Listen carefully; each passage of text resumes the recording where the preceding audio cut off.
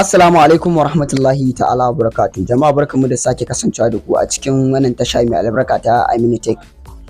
A yau na kawo muku wata sabuwar hanya wadda zaka bi domin ka gyara WhatsApp ɗinka wanda yake rubuta ma wato download official WhatsApp ɗin nan. Sakamakon mutane suna amfani da WhatsApp ɗin da bai dace ba, to sai WhatsApp su dakatar da shi su ce je downloading ɗin wani sabon WhatsApp ɗin wanda zai yi daidai da wai. Idan yau ne farin shigo kwanan tasha, ina neman alfarma da ka daure ka danna mun subscribe. Idan kuma ka taba danna mun subscribe, to ina neman alfarma da ka daure ka danna mun like mu shiga cikin bidiyo. Yawa da farko abin da zaka fara yi shine zaka nemo inda Play Store din wayanka yake. Misali zan nemo Play Store din wayata. Kana shiga cikin Play Store din wayanka, abinda zaka yi shine ka ɗauko business WhatsApp ko wani WhatsApp daban haka. Abin WhatsApp din da suke bukata ka ɗauko shine Messenger WhatsApp, wanda mutane ke kiran shi da normal WhatsApp. To zaka yi amfani da normal WhatsApp ne kamar haka. Misali zaka yi searching din shi kamar ka sa WhatsApp haka. Idan ka rubuta WhatsApp zai fito. Kun ga yanan Messenger WhatsApp zaka taba. Kana tabawa ga yanan daga ƙasa. Abinda zaka fara yi shine zaka shiga kamar haka. Kana shiga, abu na farko da zaka fara yi a cikin shi shine zaka yi uninstalling. In akwai shi a saman wayan zaka yi installing din shi. In kuma babu sai kai installing din shi, amma yanzu ni ina da shi, zan yi uninstalling.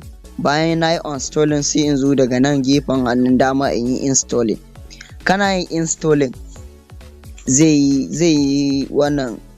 yi downloading ya sauka saman wayar. Yana sauka saman wayan kai tsaye zaka fito kamar haka. In ka fito ba login din shi zaka yi ba, za ka ga shi a nan gurin.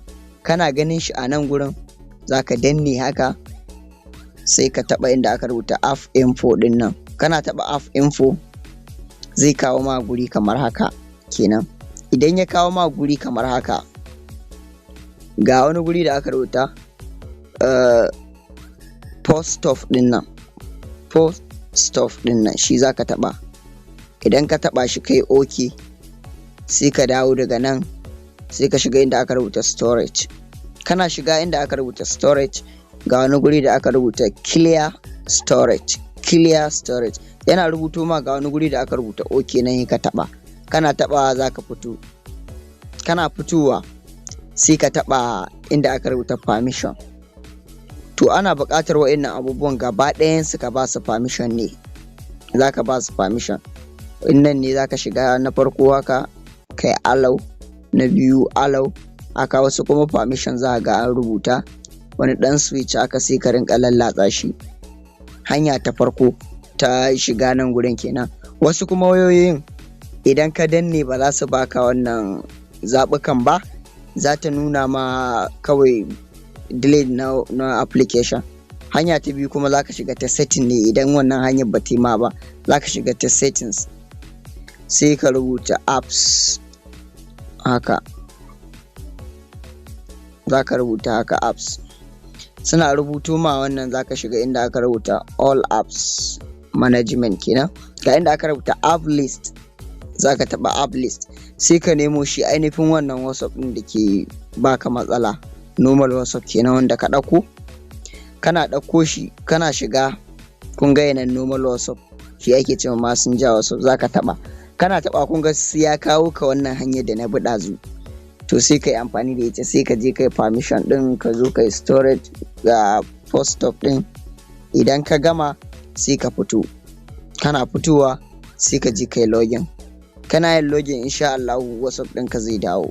In dai WhatsApp ɗin abin da yake rubutawa use the official WhatsApp to log in din nan.